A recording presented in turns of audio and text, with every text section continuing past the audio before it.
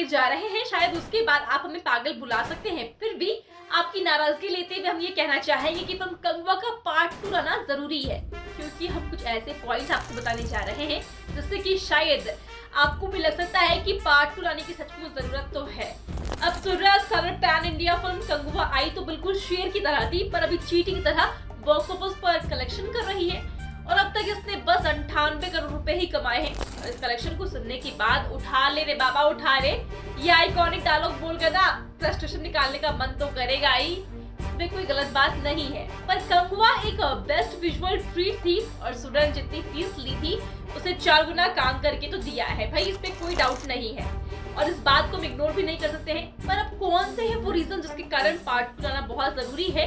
तो नंबर 1, कंगवा का अधूरा क्लाइमैक्स। अब कंगवा का क्लाइमैक्स अगर आपने देखा होगा तो वो ओपन एंडिंग क्लाइमैक्स था, मतलब कि कहानी को आगे बढ़ाने का स्कोप रखा गया है। अब इसकी कहानी के एंड में हमें कार्तिक के दर्शन हुए जिन्होंने कुछ सेकंड्स में ही महफिल लूट ली थी, जिनका सिर्फ इंट्रोडक्शन ही दिया गया था, तो उनका एक बहुत ही बड़ा रोल होने वाला है जिसे कि एक्सप्लोर करना है। उसके साथ साथ सेकेंड पार्ट में कार्तिक और Surya in real life brothers का रियल लाइफ में टशन देखना भी बाकी है मेरे दोस्त, तो इनकी आग लगाने वाली केमिस्ट्री दिखाने के लिए सेकेंड पार्ट लाना जरूरी है। Number 2, new and strong script.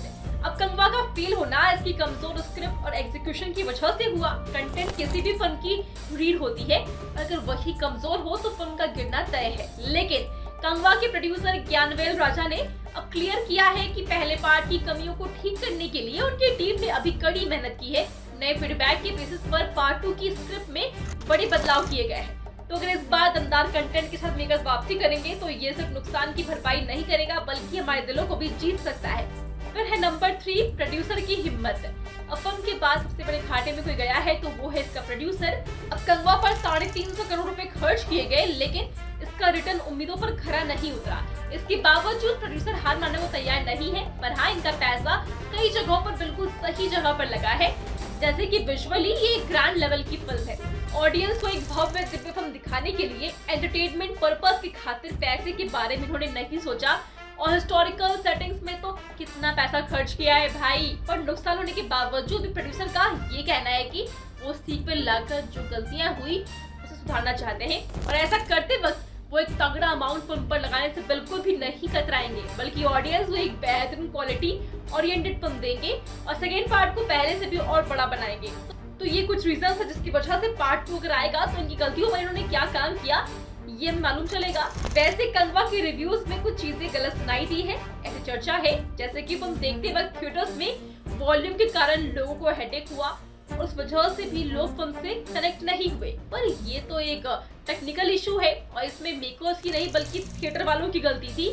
पर अब इंस्ट्रक्शंस देने के बाद कंगवा थिएटर्स में सही वॉल्यूम के साथ दिखाई जा रही है। तो वहीं कुछ रिव्यूज में देवीश्री प्रसाद के म्यूजिक को भी क्रिटिसाइज किया गया, पर बाद में ये सुनने को मिला कि उनके गानों को लेकर किसी ने भी कोई कंप्लेंट नहीं की। तो पता नहीं ऐसे रिव्यूज क्यों आए।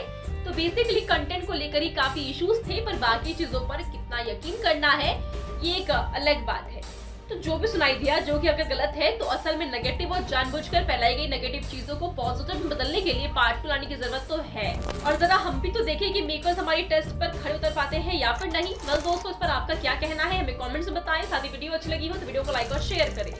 Become an actor in Bollywood. WhatsApp hi to 8828850088.